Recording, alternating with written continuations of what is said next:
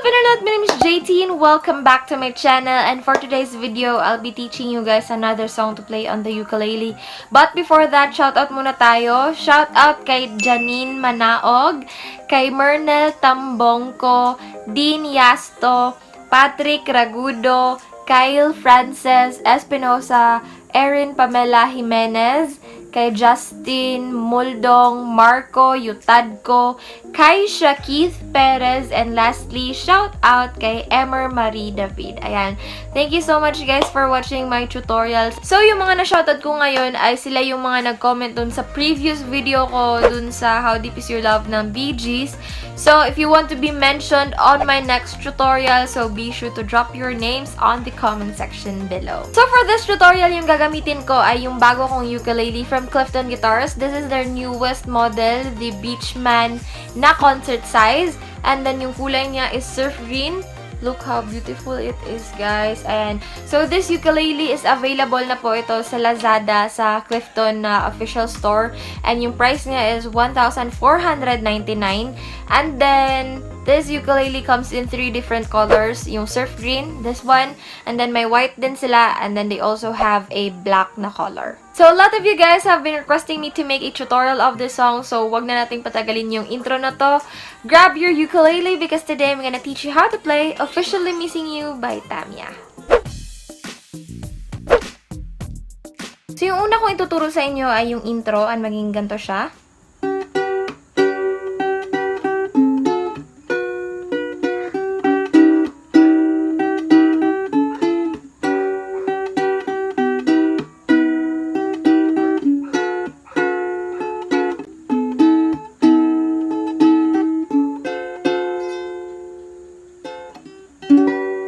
Ayan yung intro natin. So, yung first chord natin dyan is the chord of G. Ayan. So, ito yung, itsura ng G. And then, ayan. Ayan yung tunog niya. Tapos, yung mayayari dito is, diba, since this is a finger plucking na style, yung una natin ipa-pluck is yung 4th string. Always remember that the 4th string is the one that is facing your face, and the 1st string is the one that is facing the ground. So, 1, 2, 3, 4, 4, 3, 2, 1. Ayan. So, let's pluck the 4th string. Ayan. So, yung chord natin is G, okay? So, ayan. Ipapress mo siya dyan. G. 4th string. Tapos, after yun, you have to pluck the 4th and the 1st string. Tapos, sabay dapat siya. Ayan. Tapos, pagka-pluck mo, parang i-raise mo yung kamay mo. So, ganito siya. Tapos, after no raising of your hand while plucking the 4th and the 1st string, you have to raise and then drop your hands. Ayan. Okay, tapos after nung pag-drop mo, balik ka ulit sa 4th and 1st string. Tapos after nun, you have to pluck the 4th string, the 4 and 1, and then balik tayo sa 4. So, okay? Again. Ayan. Tapos after nun, lipat tayo sa second chord, which is G flat minor. Ayan. So, parang siyang G pero inverted, ganun. Tapos, yung parang ganito kasi yun, parang connected yung G flat minor and then yung B. B is the next chord, yung chord before the G flat minor. So, maging ganito siya, guys. Tapos, lipat to G flat minor. By the way, G flat minor and F sharp minor, parehas lang yun. Ayan. Okay? So, from G flat minor, you have to strum downward, just like this. Ayan. Ayan. So, strum downward, and then after the strumming, you have to pluck the 4 and 1 string again, and then you have to drop, and then balik tayo sa 4 and 1. Pero dapat, pagka-pluck mo sa next na 4 and 1 string, dapat nakatransfer na tayo sa B. Ayan. So, from G flat minor, ayan. Tang, tang, tang. Tapos, ulitin natin yung 4, 1, 4, 4. Ayan. Tang, tang, tang.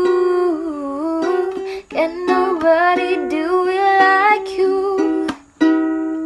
Said every little thing you do. Hey baby, said it stays in my mind. And I am officially. Ayan, so hindi na ganun. So, D lang.